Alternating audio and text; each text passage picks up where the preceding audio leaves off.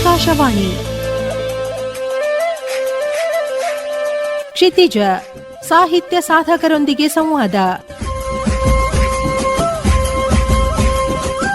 ಭಾಗವಹಿಸಿದ್ದಾರೆ ಲೇಖಕ ನಿವೃತ್ತ ಪ್ರಾಧ್ಯಾಪಕ ಡಾಕ್ಟರ್ ಶಾಂತಿನಾಥ್ ದಿಬ್ಬದ್.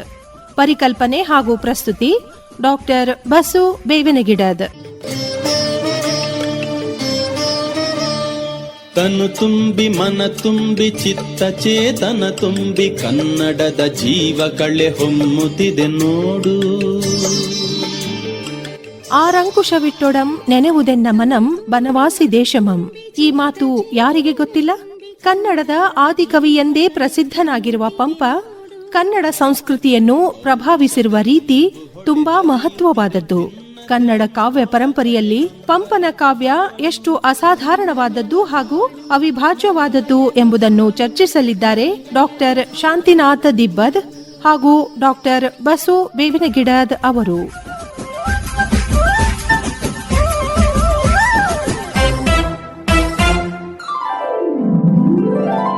ಆತ್ಮೀಯರೇ, ನಮ್ಮ ಆಕಾಶವಾಣಿ ಸ್ಟುಡಿಯೋದಲ್ಲಿ ಈಗ ನಮ್ಮೊಂದಿಗಿದ್ದಾರೆ ಹಿರಿಯ ವಿದ್ವಾಂಸರು, ಲೇಖಕರು ಮತ್ತು ಪ್ರಸಿದ್ಧ ಪ್ರಾಧ್ಯಾಪಕರು, ವಾಗ್ಮಿಗಳು ಆದಂತಹ ಪ್ರೊಫೆಸರ್ ಶಾಂತಿನಾಥ್ ದಿಬ್ಬದ್ ಅವರು.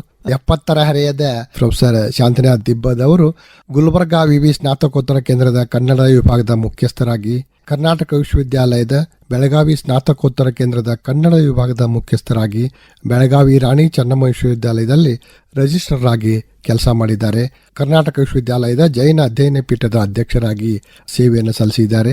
ಪಂಪ ಭಾರತ ಸಾಂಸ್ಕೃತಿಕ ಅಧ್ಯಯನ ಅನ್ನುವಂತ ಅವರ PhD ಪ್ರಬಂಧ. ಡಾಕ್ಟರ್ ಶಾಂತಿನಾಥ್ ದಿಬ್ಬದ್ ಅವರು ಪಂಪನ ಕುರಿತು ಬಹು ವಿಸ್ತಾರವಾಗಿ, ದಿಬ್ಬದ್ ಅವರನ್ನು ಬಿಟ್ಟು ಬ್ಯಾರೆ ಯಾರು ಅಷ್ಟು ಅಥಾರಿಟೇಟಿವ್ ಆಗಿ ಮಾತಾಡಲಿಕ್ಕೆ ಸಾಧ್ಯ ಇಲ್ಲ ಅನ್ನುವಂತ ಒಂದು ಹಿರಿಮೆಯನ್ನ ಅವರು ಸಂಪಾದನೆ ಮಾಡಿದ್ದಾರೆ. ವಾಗ್ದೇವಿಯ ಭಂಡಾರದ ಮುದ್ರೆ, ಜೀವಪರ, ಜನಪರ, ಆಗಮಿಕ, ಮಹಾಕವಿ ಪಂಪ ಮತ್ತು ಅವನ ಕೃತಿಗಳು, ಈ ತರ ಹಲವಾರು ಕೃತಿಗಳನ್ನು ಅವರು ಪ್ರಕಟಿಸಿದ್ದಾರೆ. ಶಾಂತಿ ಸಂದೇಶ, ಜ್ಞಾನಗಂಗಾ, ವೈಜ್ಞಾನಿಕ ಪ್ರಬಂಧಗಳು, ಸರ್ವಜ್ಞ, ಸಮಸ್ತ ಭಾರತ, ನಾಗಚಂದ್ರ ಸಂಪುಟ ಇಂತಹ ಸಂಪಾದಿತ ಕೃತಿಗಳನ್ನ ಮಾಡಿದ್ದಾರೆ. ಕನ್ನಡ ಭಾಷೆ ಮತ್ತು ಸಾಹಿತ್ಯಕ್ಕೆ ಸಂಬಂಧಿಸಿದ ಅನೇಕ ರಾಜ್ಯ ಮಟ್ಟದ ವಿಚಾರ ಸಂಕಿರಣಗಳಲ್ಲಿ, ರಾಷ್ಟ್ರ ಮಟ್ಟದ ವಿಚಾರ ಸಂಕಿರಣಗಳಲ್ಲಿ ಕೂಡ ಅವರು ಭಾಗವಹಿಸಿ ಈ ಕನ್ನಡದ ಸಾಂಸ್ಕೃತಿಕ ಪರಂಪರೆಯನ್ನ ಅದರ ಕುರಿತು ವಿಶ್ಲೇಷಣೆಯನ್ನ ಮಾಡಿದ್ದಾರೆ. 2011ನೇ ವರ್ಷದ ಕರ್ನಾಟಕ ಸರ್ಕಾರದ ಕರ್ನಾಟಕ ರಾಜ್ಯೋತ್ಸವ ಪ್ರಶಸ್ತಿಯನ್ನು ಅವರು ಪಡೆದಿದ್ದಾರೆ. ಗುಲ್ಬರ್ಗಾ ವಿಶ್ವವಿದ್ಯಾಲಯದ ರಾಜ್ಯೋತ್ಸವ ಪ್ರಶಸ್ತಿ, ಶ್ರವಣಬೆಳಗೊಳದ ಗೊಮ್ಮಟೇಶ ಪುರಸ್ಕಾರ, ಕನ್ನಡ ಸಾಹಿತ್ಯ ಪರಿಷತ್ತಿನ ದತ್ತಿ ಪ್ರಶಸ್ತಿಗಳು, ಹೀಗೆ ಹಲವಾರು ಪ್ರಶಸ್ತಿ ಪುರಸ್ಕಾರಗಳನ್ನು ಪಡೆದಂತಹ ಪ್ರೊಫೆಸರ್ ಶಾಂತಿನಾಥ್ ದಿಬ್ಬದ್ ಅವರು ಇವತ್ತು ನಮ್ಮ ಈ ಸಾಹಿತ್ಯಿಕ ಮಾತುಕತೆಯಲ್ಲಿ ಪಾಲ್ಗೊಂಡು ನಮ್ಮ ಪ್ರಾಚೀನ ಕನ್ನಡ ಕಾವ್ಯ ಪರಂಪರೆ ಅದು ಎಷ್ಟು ಮಹತ್ವದ್ದು ಮತ್ತು ಅದನ್ನು ನಾವು ಯಾಕೆ ಅಭ್ಯಾಸ ಮಾಡಬೇಕಾದ, ಮತ್ತೆ ಮತ್ತೆ ಅದರ ಜೊತೆಗೆ ಅನುಸಂಧಾನ ಮಾಡಬೇಕಾದ ಅಗತ್ಯ ಐತಿ ಅನ್ನೋದನ್ನು ಅವರು ತಮ್ಮ ಮಾತುಗಳಲ್ಲಿ ಹೇಳಿದ್ದಾರೆ. ಪ್ರೊಫೆಸರ್ ಶಾಂತಿನಾಥ್ ದಿಬ್ಬದ್, ನಿಮಗೆ ಸ್ವಾಗತ. ನಮಸ್ಕಾರ. ನಮಸ್ಕಾರ ಡಾಕ್ಟರ್ ಬಸು ಅವರೇ. ಜೊತೆಗೆ ಧಾರವಾಡ ಆಕಾಶವಾಣಿ ಕೇಂದ್ರದ ಸಮಸ್ತ ಕೇಳುಗರಿಗೂ ಸಹಿತ ನನ್ನ ನಮಸ್ಕಾರಗಳು. ದಿಬ್ಬದ್ ಸರ್, ನಿಮ್ದು ಮಾತು ಕೇಳೋದಂತಂದ್ರೆ ಒಂಥರ ಹೋಳಿಗೆ ಉಂಡಂಗ ಅಂತ ಅನಿಸ್ತಿರ್ತದೆ ಅವಳು ಕೂಡ ನಮಗೆ. ಅಂದ್ರೆ ಅಷ್ಟು ಪ್ರಭಾವ ಬೀರಬಲ್ಲ, ಪರಿಣಾಮಕಾರಿಯಾದ ಒಂದು ಮಾತಾಗಿರ್ತದೆ ಇದು. ಉಣ್ಬೇಕು ಅಂದ್ರೆ ಅವನಿಗೆ ಹಸಿವು ಇರಬೇಕಾಗ್ತದೆ. ಆ ದೃಷ್ಟಿಯಿಂದ ಅದು ಬಹುಶಃ ರುಚಿ ಅನಿಸ್ತಿರಬಹುದು. ಇದು ನೀವು ಒಬ್ಬ ಪ್ರಾಧ್ಯಾಪಕರಾಗಿ ರೂಪುಗೊಂಡ ಬಗೆ ಎಂಥದ್ದು ಪ್ರೊಫೆಸರ್ ಶಾಂತಿನಾಥ್ ದಿಬ್ಬದ್? ನಾನು ಕರ್ನಾಟಕ ವಿಶ್ವವಿದ್ಯಾಲಯದ ಮೂಲಕ MA ಕನ್ನಡ ಮುಗಿಸಿದ್ದು 1975. ತದನಂತರ ದೆಹಲಿಯ ವಿಶ್ವವಿದ್ಯಾಲಯ ಧನ ಸಹಾಯ ಆಯೋಗದ ಸ್ಕಾಲರ್ಶಿಪ್ ಬಂತು. ಅದರ ಅಡಿಯಲ್ಲಿ ಪಂಪ ಭಾರತ ಸಾಂಸ್ಕೃತಿಕ ಅಧ್ಯಯನ ಅನ್ನುವಂತಹ ವಿಷಯ ತಗೊಂಡು PhDಗೆ ಆರಂಭ ಮಾಡಿದೆ. ನನ್ನ ಮಾರ್ಗದರ್ಶಕರು ವಾಸ್ತವವಾಗಿ ಡಾಕ್ಟರ್ MB ಕೊಟ್ರಶೆಟ್ಟಿ ಅನ್ನುವರು. ಬಟ್ ನನಗೆ ವಿಷಯ ಕೊಟ್ಟಿರುವಂತವರು ಪ್ರೊಫೆಸರ್ MM ಕಲಬುರ್ಗಿ ಅವರು. ಪಂಪ ಭಾರತದಲ್ಲಿ ಸಾಕಷ್ಟು ಅಧ್ಯಯನ ಮಾಡುವ ಸಾಧ್ಯತೆಗಳಿವೆ ಅಂತ ಹೇಳಿ ಒಂದು ಹುಮ್ಮಸ್ಸನ್ನು ತುಂಬಿದವರು ಪ್ರೊಫೆಸರ್ ಕಲಬುರ್ಗಿ ಅವರು. ಆಮೇಲೆ ಸಮರ್ಥ ರೀತಿಯಲ್ಲಿ ಮಾರ್ಗದರ್ಶನ ಮಾಡಿದವರು ಪ್ರೊಫೆಸರ್ ಕೊಟ್ರಶೆಟ್ಟಿ ಅವರು. ಈಗ ನಮ್ಮ ದುರದೃಷ್ಟ ಅವರಿಬ್ರು ನಮ್ಮ ಜೊತೆಗೆ ಇಲ್ಲ. ಕಲಬುರ್ಗಿ ಸರ್ ಪಾಠ ಮಾಡೋದು ಕೂಡ ನಿಮ್ಮ ಮೇಲೆ ಬಹಳ ಪ್ರಭಾವ ಬೀರ್ತಾ ಇತ್ತು. ಖಂಡಿತವಾಗಿ ಡಾಕ್ಟರ್ RC ಹಿರೇಮಠ ಅವರು ನಾವು MA ವಿದ್ಯಾರ್ಥಿಗಳಾಗಿದ್ದಾಗ ನಮಗೆ ತರಗತಿಗಳನ್ನು ತಗೊಳ್ತಿದ್ದರು. 2ನೇ ವರ್ಷ ಅಂದ್ರೆ 1975ರಲ್ಲಿ ಅವರು ಕರ್ನಾಟಕ ವಿಶ್ವವಿದ್ಯಾಲಯದ ಕುಲಪತಿಗಳಾದರು. ಆದರೂ ಸಹಿತ ನಮಗೆ ಪಂಪ ಭಾರತವನ್ನು ಬೋಧನೆ ಮಾಡಿದವರು ಡಾಕ್ಟರ್ RC ಹಿರೇಮಠ ಅವರು. ಆಮೇಲೆ ಛಂದಸ್ಸು, ಸಾಹಿತ್ಯ ಚರಿತ್ರೆ ಇತ್ಯಾದಿಗಳನ್ನು ಬೋಧಿಸಿದವರು ಪ್ರೊಫೆಸರ್ MM ಕಲಬುರ್ಗಿ ಅವರು. ಹಾಗಾಗಿ ಆ ದಿನಗಳಿಂದಲೇ ನನಗೆ ಪಂಪ ತಲೆಯಲ್ಲಿ ಹೊಕ್ಕಬಿಟ್ಟ.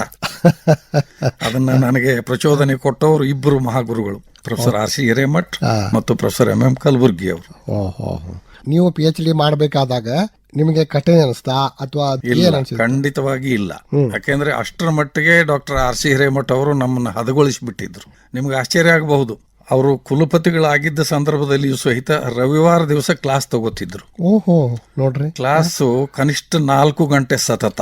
ಮಾದರಿ ಅಲ್ಲ ಸರ್ ಇದೊಂದು? 100%. 4 ಗಂಟೆ ಸತತವಾಗಿ ಕ್ಲಾಸ್ ತಗೊಳ್ತಿದ್ರು. ಪಂಪನ ಪ್ರತಿಯೊಂದು ಪದ್ಯಗಳನ್ನ ಬಿಡಿಸಿ ಬಿಡಿಸಿ ಅದರ ಭಾವ, ಅದರ ಲಯ, ಅದರ ಛಂದಸ್ಸು, ಅದರಲ್ಲಿರುವಂತಹ ಸಾಂಸ್ಕೃತಿಕ ವೈಶಿಷ್ಟ್ಯಗಳು, ಅದೆಲ್ಲದರ ಬಗ್ಗೆ ಪಾಠ ಮಾಡ್ತಿದ್ರು. ಕೆಲವು ಸಲ ಅಂತೂ ಭಾವುಕ ಸನ್ನಿವೇಶಗಳು ಬಂದಾಗ ಆರ್ ಸಿ ಹಿರೇಮಠರು ಮೈಮರೆದು ಸುಮ್ಮನೆ ನಿಂತು ಬಿಡ್ತಿದ್ರು. ಓ ಪಂಪ ಅಂತ ಹೇಳಿ ಒಂದು ಕ್ಷಣ ಮೌನ. ಓಹೋ, ನಮಗೆ ಆಶ್ಚರ್ಯ ಆಗ್ತೈತಿ, ಯಾಕೋ ಗುರುಗಳು ಸುಮ್ಮನೆ ಆಗಿಬಿಟ್ರಲ್ಲ ಅಂತ ಹೇಳಿ. ಆ ಮಟ್ಟಿಗೆ ಅವರು ಭಾವನೆಗಳನ್ನ ತುಂಬಿಕೊಂಡು ನಮಗೆ ಪಾಠ ಮಾಡ್ತಿದ್ರು. ಹಾಗಾಗಿ PhD ಮಾಡೋ ಸಂದರ್ಭದಲ್ಲಿ ನನಗೆ ಅಂತೂ ಅದು ಎಳ್ಳಷ್ಟು ಕಷ್ಟ ಅನಿಸ್ಲೇ ಇಲ್ಲ. ನೋಡ್ರಿ, ನಿಮ್ಮ ಮೈಯೊಳಗೂ ಕೂಡ ಪಂಪ ಹೊಕ್ಕ ಬಿಟ್ಟಂತ. ಖಂಡಿತವಾಗಿ ಅದನ್ನಾಗ್ಲೇ ನಾನು ಒಪ್ಕೊಂಡು ಬಿಟ್ಟಿದ್ದೇನೆ. ಇಬ್ಬರು ಮಹಾಗುರುಗಳಿಂದ ಅದು ನನಗೆ ಸಾಧ್ಯವಾಯಿತು. ಸುಮ್ಮನೆ ಒಂದೆರಡು ಮಾತು, ನೀವು ಪಂಪನನ್ನ ಯಾವ ರೀತಿ ಬಣ್ಣಿಸಬೇಕಂತ ನಿಮ್ಗೆ ಅನಿಸ್ತದ? ಈಗ ಚಾಗದ, ಭೋಗ, ದಕ್ಕರದ ಅಂತ ಏನು ಪದ್ಯ ಬರ್ತದಲ್ಲ, ಅಂತ ಸುಮಾರು ಪದ್ಯಗಳಿದಾವೆ ಪಂಪನಲ್ಲಿ. ಒಂದು ನೋವಿನ ಸಂಗತಿ ಅಂದ್ರೆ ಇತ್ತೀಚಿನ ವಿಶ್ವವಿದ್ಯಾಲಯಗಳ ಮತ್ತು ಮಹಾವಿದ್ಯಾಲಯಗಳ ಪಠ್ಯಕ್ರಮದಲ್ಲಿ ತೀರಾ ಅಲ್ಪ ಪ್ರಮಾಣದಲ್ಲಿ ಬೋಧನೆ ಮಾಡ್ತಾ ಇದ್ದಾರೆ. ಅದು ಹಾಗಾಗಬಾರದು ಅನ್ನುವಂಥದ್ದು ಒಂದು ಕಾಳಜಿ. ತಾವು ಕೇಳಿದ್ರಿ ಪಂಪನ ಒಂದು ಪ್ರಸಿದ್ಧವಾದ ಪದ್ಯ, ತ್ಯಾಗದ, ಭೋಗದ, ಅಕ್ಕರದ, ಗೇಯದ, ಗೊಟ್ಟಿಯ, ಅಲಂಪಿನ ಇಂಪುಗಳಿಗೆ ಆಗರಮಾದ ಮಾನಸರೇ ಮಾನಸರ್ ಅಂತ ಮನುಷ್ಯರು ಮಾತ್ರ ಮನುಷ್ಯ. ಅದನ್ನ ಪಂಪ ಒತ್ತು ಕೊಟ್ಟು ಹೇಳ್ತಾನೆ. ಈ ಎಲ್ಲ ಗುಣಗಳಿದ್ರೆ ಅದು ರಿಯಲ್ ಪರ್ಸನಾಲಿಟಿ, ಪೂರ್ಣ ವ್ಯಕ್ತಿತ್ವ ಅನ್ನೋದನ್ನ ಆ ಪದ್ಯದಲ್ಲಿ ಪಂಪ ಹೇಳ್ತಾನೆ. ತ್ಯಾಗದ, ಭೋಗದ, ಅಕ್ಕರದ, ಗೇಯದ, ಗೊಟ್ಟಿಯ, ಲಂಪಿನಿಂಪುಗಳಿಗೆ ಆಗರ ಮಾನಸರೇ ಮಾನಸರಂತವರಾಗಿ ಪುಟಲೇನಾಗಿಯೂ ಏನೋ ತೀರ್ಧಪುದೆ ತೀರದೊಡಂ ಮರಿದುಂಬಿಯಾಗಿ ಮೇನ್ ಕೋಗಿಲೆಯಾಗಿ ಬನವಾಸಿ ದೇಶದುಳ್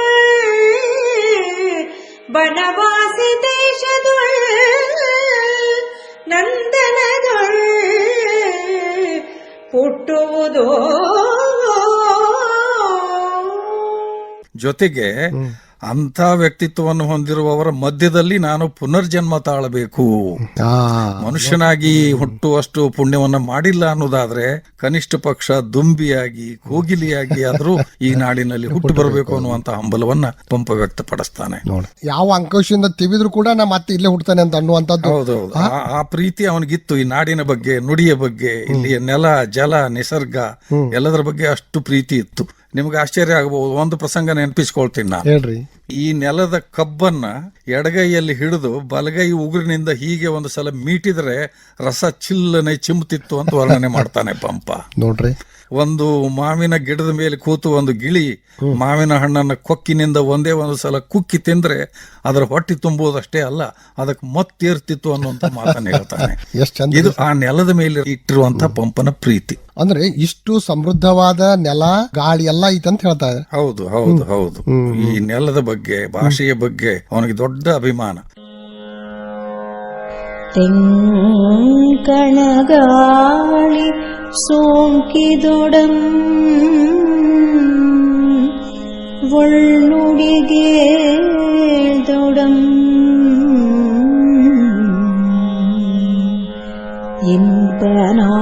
ಇಂಪನಾಳ್ದಗೇಯಂ ಕಿವಿ ಒಕ್ಕೊಡಂ ಬಿರಿದ ಮಲ್ಲಿಗೆ ಗಂಡೊಡಂ ಅದಕ್ಕಿಂತಲಂತಂ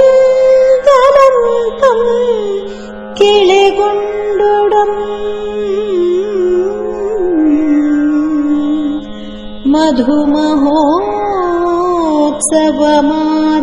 ಮಧುಮಹೋತ್ಸವಮಾದೊಡಮೇನ್ ಮಧುಮಹೋತ್ಸವಂ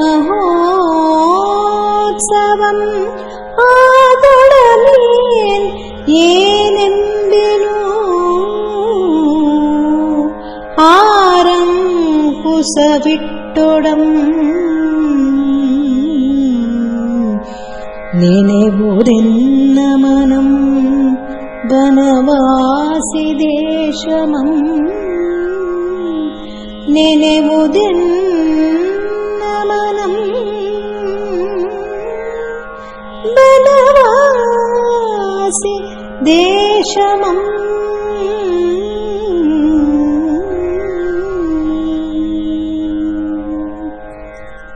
ಒಂದು ಮಾತು ಹೇಳಬಹುದು ಅನಿಸ್ತದೆ ಇಲ್ಲಿ. ಪಂಪ ಮನಸ್ಸು ಮಾಡಿದ್ರೆ ಸಂಸ್ಕೃತದಲ್ಲೂ ಕಾವ್ಯಗಳನ್ನ ಬರೆಯಬಹುದಾಗಿತ್ತು. ಆದರೆ ಕನ್ನಡದ ಮೇಲಿನ ನಿರ್ವ್ಯಾಜ ಪ್ರೀತಿಯಿಂದಾಗಿ ಅವನು ಕನ್ನಡದಲ್ಲಿ ಕವಿತೆಗಳನ್ನ ಕಾವ್ಯಗಳನ್ನ ರಚನೆ ಮಾಡಿದ. ಅಂದ್ರೆ ಒಂದು ರೀತಿ ಈ ನೆಲದ ಭಾಷೆಯ ಪುನರ್ ನಿರ್ಮಾಣಕ್ಕೆ ಹೌದು ಹೌದು ಹೌದು 100% ಪಂಪ ಇಲ್ಲದೆ ಕನ್ನಡ ಇಲ್ಲ. ಅಂದ್ರೆ ಯಾವ ರೀತಿ ಪಂಪ ಕನ್ನಡವನ್ನ ಪುನರ್ ನಿರ್ಮಾಣ ಮಾಡಿದ, ಯಾವ ರೀತಿ ಪುನರುಜ್ಜೀವನಗೊಳಿಸಿದ, ಕಾವ್ಯ ಪರಂಪರೆಯನ್ನೇ ಕಟ್ಟಿಕೊಟ್ಟ. ಭಾಷೆಯ ಸಮರ್ಪಕವಾದ ಮತ್ತು ಸಮರ್ಥವಾದ ಬಳಕೆ, ಅಲಂಕಾರಗಳ ಬಳಕೆ, ಚಂಪು ಅನ್ನುವಂಥ ಒಂದು ಕ್ಲಿಷ್ಟ ಕಾವ್ಯ ಪ್ರಕಾರದ ಛಂದೋ ಪ್ರಕಾರದ ಬಳಕೆ, ಹಾಗೂ ನಾಡಿನ ಸಾಂಸ್ಕೃತಿಕ ವಿಷಯಗಳ ಒಳಗೊಳ್ಳುವಿಕೆ, ಈ ಎಲ್ಲವುಗಳನ್ನು ಒಳಗೊಂಡು ಅವನು ಒಂದು ಹೊಸ ಪರಂಪರೆಯನ್ನೇ ಸೃಷ್ಟಿ ಮಾಡಿಬಿಟ್ಟ. ಲೌಕಿಕ ಮತ್ತು ಆಗಮಿಕ ಎರಡು ಕಾವ್ಯ ಪರಂಪರೆಗಳನ್ನ ಅವನು ಹೊಸದು ಈ ನಾಡಿಗೆ ಒಂದು ಮಾದರಿಯ ರೂಪದಲ್ಲಿ ಬಿಟ್ಟು ಹೋದ. ಇಹ ಮತ್ತು ಪರ ಎರಡು. ಹೌದು ಹೌದು, ಲೌಕಿಕ ಇಹ, ಆಗಮಿಕ ಪರ, ಅವೆರಡರ ಪರವಾಗಿ ಕೃತಿಗಳನ್ನು ರಚನೆ ಮಾಡಿ ಒಂದು ದೊಡ್ಡ ಪರಂಪರೆಯನ್ನ, ಧರ್ಮ ಮತ್ತು ಕಾವ್ಯ ಧರ್ಮ ಎರಡೂ ಸೇರ್ಬೇಕು ಅನ್ನೋದನ್ನ ಅವನು ಒಂದು ಮಾದರಿಯ ರೂಪದಲ್ಲಿ ತೋರಿಸಿಕೊಟ್ಟ. ಅದೇ ಪರಂಪರೆ ಮುಂದೆ ಪೊನ್ನ, ರನ್ನ, ಜನ್ನ, ನಾಗಚಂದ್ರ ಅನೇಕ ಜೈನ ಕವಿಗಳ ಮೂಲಕ ಮುಂದುವರೆದು ಬಂತು ವಚನ ಸಾಹಿತ್ಯದ ಕಾಲಘಟ್ಟದವರೆಗೆ. ತರುವಾಯ ಬಂದಂಥ ವಚನಕಾರರು ಸ್ವಲ್ಪ ಬದಲಾವಣೆಗಳನ್ನು ಮಾಡಿಕೊಂಡ್ರು. ವಿಷಯದ ದೃಷ್ಟಿಯಿಂದ, ಭಾಷೆಯ ದೃಷ್ಟಿಯಿಂದ, ಛಂದಸ್ಸಿನ ದೃಷ್ಟಿಯಿಂದ ಕೆಲವು ಬದಲಾವಣೆಗಳನ್ನು ಮಾಡಿಕೊಂಡ್ರು ಅವರು. ಅಂದ್ರೆ ಕನ್ನಡ ಭಾಷೆಯ ಸೊಗಸನ್ನ, ಅದು ಎಷ್ಟು ಚಂದ ಐತಿ ಈ ಭಾಷೆ, ಅದು ಎಷ್ಟು ರುಚಿಕರ ಐತಿ ಅಂತ ಅನ್ನೋದನ್ನ ಪಂಪ ಮೊದಲ ಬಾರಿಗೆ ತೋರಿಸಿಕೊಟ್ಟ. ಹೌದೌದು, ಬಹಳ ಸಮರ್ಥವಾದ ರೀತಿಯಲ್ಲ ಭಾಷೆಯನ್ನು ಬಳಸಿಕೊಂಡ. ನಿಮ್ಗೆ ಆಶ್ಚರ್ಯ ಆಗಬಹುದು, ಹಲವಾರು ಹೊಸ ಶಬ್ದಗಳನ್ನು ಸೃಷ್ಟಿ ಮಾಡಿಕೊಟ್ಟ ಪಂಪ. ಓಹೋ, ಪಂಪ ಬಳಸಿದ ಭಾಷೆ ಅಂತ ನಾನಂತೂ ಒಪ್ಪೋದಿಲ್ಲ, ಪಂಪ ನಿರ್ಮಿಸಿದ ಭಾಷೆ ಅಂತ ಹೇಳಬೇಕು. ಪಂಪ ನಿರ್ಮಿಸಿದ ಭಾಷೆ. ಹೌದು ಹೌದು. ಒಂದ್ ಎರಡು ಉದಾಹರಣೆ ಬೇಕಾದ್ರೆ ನೆನಪಿಸ್ಕೊಡ್ತೀನಿ ನಾನು. ಹೇಳ್ರಿ. ಇವತ್ತು ಬೆರಳಚ್ಚು ಅನ್ನೋ ಶಬ್ದ ಬಳಸ್ತೀವಿ ನಾವು ಕಂಪ್ಯೂಟರ್ ಅಥವಾ DTP ಇತ್ಯಾದಿಗಳ ಸಂದರ್ಭದಲ್ಲಿ. ಬೆರಳಚ್ಚು ಅನ್ನೋ ಶಬ್ದವನ್ನ ಪಂಪ ಅವತ್ತು ತನ್ನ ಕಾವ್ಯದಲ್ಲಿ ಬಳಸಿದ್ದ. ಯಾವ ಸಂದರ್ಭದಲ್ಲಿ ಅನ್ನೋದನ್ನು ಹೇಳ್ಬಿಡ್ತೇನೆ. ದುಶ್ಯಾಸನ ದ್ರೌಪದಿಯ ಕೇಶರಾಶಿಯನ್ನು ಹಿಡಿದು ಎಳೆದಾಡುವ ಸಂದರ್ಭದಲ್ಲಿ ಅವನ ಒರಟಾದ ಬೆರಳುಗಳ ಅಚ್ಚು ದ್ರೌಪದಿಯ ಕೂದಲಿನ ಮೇಲೆ ಮೂಡಿತಂತೆ, ಹಾಗಾಗಿ ದ್ರೌಪದಿಯ ಕೂದಲು ಗುಂಗುರುಗಟ್ಟಿತಂತೆ. ಇದು ಒಂದು ಅದ್ಭುತವಾದ ಕಲ್ಪನೆ. ಆ ಸಂದರ್ಭದಲ್ಲಿ ಬೆರಳಚ್ಚು ಅನ್ನೋ ಶಬ್ದವನ್ನು ಪಂಪ ಬಳಸ್ತಾನೆ. ಆಮೇಲೆ ಉಗುರು, ಉಗುರಿಸು ಕ್ರಿಯಾಸೂಚಕ ಪ್ರತ್ಯಯವನ್ನು ಹಚ್ಚಿ ಉಗುರು ಇದ್ದದಕ್ಕೆ ಉಗುರಿಸು ಅನ್ನುವಂಥ ಶಬ್ದವನ್ನ ಕಟ್ಟಿಕೊಡ್ತಾನೆ. ನವನಿದ್ದು ವಾರ್ಬ ಮಾಡಿದವ ಅಂತ ಅನೇಕ ಕುಲಪತಿ ಅನ್ನೋ ಶಬ್ದವನ್ನ ಪಂಪ ಬಳಸ್ತಾನೆ. ಹೌದಲ್ಲ, ಕುಲಪತಿ ಅಲ್ಲಿ ಒಂದು ನಿರ್ದಿಷ್ಟ ಅರ್ಥ ಇದೆ. ಅದು ಇವತ್ತು ನಾವು ವಿಶ್ವವಿದ್ಯಾಲಯದ ಕುಲಪತಿ ಇತ್ಯಾದಿ ಬಳಸ್ತೇವೆ, ಇದಕ್ಕಿಂತ ಸ್ವಲ್ಪ ಭಿನ್ನವಾದ ಅರ್ಥ ಅವತ್ತು ಅಲ್ಲಿತ್ತು. ಒಂದು ಅಗ್ರಹಾರದಲ್ಲಿ ನಿಶ್ಚಿತ ಪರಿಸರದಲ್ಲಿ ಇಷ್ಟು ಸಂಖ್ಯೆಯ ವಿದ್ಯಾರ್ಥಿಗಳಿಗೆ ಇಂಥ ವಿದ್ಯಾದಾನ ಮಾಡಿದವನು ಕುಲಪತಿ. ಆಮೇಲೆ ನಾಡೋಜ ಶಬ್ದ ಅವಂದೇ ಅಲ್ಲ ಸರ್? ಹೌದೌದು, ನಾಡೋಜ ಪಂಪ. ಅವನು ಆ ಹೆಸರಿನಲ್ಲಿ ಪ್ರಸಿದ್ಧಿ ಪಡೆದಿದ್ದ. ಅವನಿಗೆ ಇನ್ನೂ ಕೆಲವಾರು ಬಿರುದುಗಳಿದ್ದವು. ಕವಿತಾ ಗುಣಾರ್ಣವ, ಸಂಸಾರ ಸಾರೋದಯ, ಇವೆಲ್ಲ ಅವನಿಗಿದ್ದಂತ ಬಿರುದು. ಅರಿಕೇಸರಿ ಅವನ ಆಶ್ರಯದಾತ. ಚಾಲುಕ್ಯ ಮನೆತನದ ಎರಡನೆಯ ಅರಿಕೇಸರಿ ಸಾಮಂತ ಇದ್ದ ರಾಷ್ಟ್ರಕೂಟ ದೊರೆಗಳಿಗೆ. ಅವನು ಆಶ್ರಯ ನೀಡಿದ್ದ ಪಂಪನಿಗೆ. ಪಂಪ ಅವನನ್ನ ಗುಣಾರ್ಣವ ಅಂತ ಕರೀತಾನೆ. ಗುಣಾರ್ಣವ, ಗುಣಗಳಿಗೆ ಸಮುದ್ರ ಅವನು. ಇವನು ಕವಿತಾ ಗುಣಾರ್ಣವ, ಕವಿತಾ ಗುಣಗಳಿಗೆ ತಾನು ಸಮುದ್ರ ಅಂತ ಹೇಳಿ ಹೆಮ್ಮೆಯಿಂದ ಹೇಳ್ಕೊಳ್ತಾನೆ ಪಂಪ. ಆಮೇಲೆ ಪಂಪ ಭಾರತವನ್ನು ಕೂಡ ವ್ಯಾಸನ ಕಥೆ ಆಗಿದ್ರು ಕೂಡ ಅದು ಯಾವ ರೀತಿ ಈ ಕರ್ಣನನ್ನ ಮತ್ತೆ ಅನೇಕ ಪಾತ್ರಗಳನ್ನು ಉದಾತ್ತವಾಗಿ ಚಿತ್ರಿಸಿ ಒಂದು ಪ್ರತಿರೋಧ ಅಥವಾ ನಮ್ಮ ಸಂಸ್ಕೃತಿ ಎಷ್ಟು ವೈವಿಧ್ಯಮಯವಾಗಿದೆ, ಬದುಕು ಎಷ್ಟು ವೈವಿಧ್ಯಮಯವಾಗಿದೆ ಅನ್ನೋದನ್ನ ಪಂಪ ತೋರಿಸ್ಕೊಟ್ಟ. ಅಲ್ಲಿ ನಾವು ವಿಶೇಷವಾಗಿ ಗುರುತಿಸಬೇಕಾದದ್ದು ಜೈನ ಮನೋಧರ್ಮ. ಬಿದ್ದವರನ್ನ ಎತ್ತಬೇಕು, ನೊಂದವರನ್ನ ಸಮಾಧಾನ ಪಡಿಸಬೇಕು, ಆ ಒಂದು ದೃಷ್ಟಿಕೋನ ಅಲ್ಲಿ ಕೆಲಸ ಮಾಡಿದೆ. ಆ ಕಾರಣಕ್ಕಾಗಿ ಪಂಪ ವಿಶೇಷವಾಗಿ ಕರ್ಣನನ್ನ ಎತ್ತಿಕೊಂಡ. ಮುಂದೆ ಬರುವ ನಾಗಚಂದ್ರ ರಾವಣನ ಪಾತ್ರದಲ್ಲೂ ಇಂಥದ್ದೇ ಒಂದು ಪ್ರಕ್ರಿಯೆಯನ್ನು ತೋರಿಸ್ತಾನೆ. ಜೈನ ಮನೋಭಾವ ಅದೇನು ಯಾವ ರೀತಿ ಕರ್ಣ ರಸಾಯನ ಮಲ್ತೆ ಅಂತ ಏನೋ ಒಂದು ಬರುತ್ತಲ್ಲ. ಹೌದೌದು, ಪಂಪನಿಗೆ ಕರ್ಣ ಅಂದ್ರೆ ಅವನು ಎಲ್ಲಿಲ್ಲದ ಹುಮ್ಮಸ್ಸು, ಎಲ್ಲಿಲ್ಲದ ಪ್ರೀತಿ. ತನ್ನ ಕಥಾನಾಯಕನನ್ನೇ ಒಂದು ಕ್ಷಣ ಮರ್ತು ಬಿಡ್ತಾನೆ ಅವನು.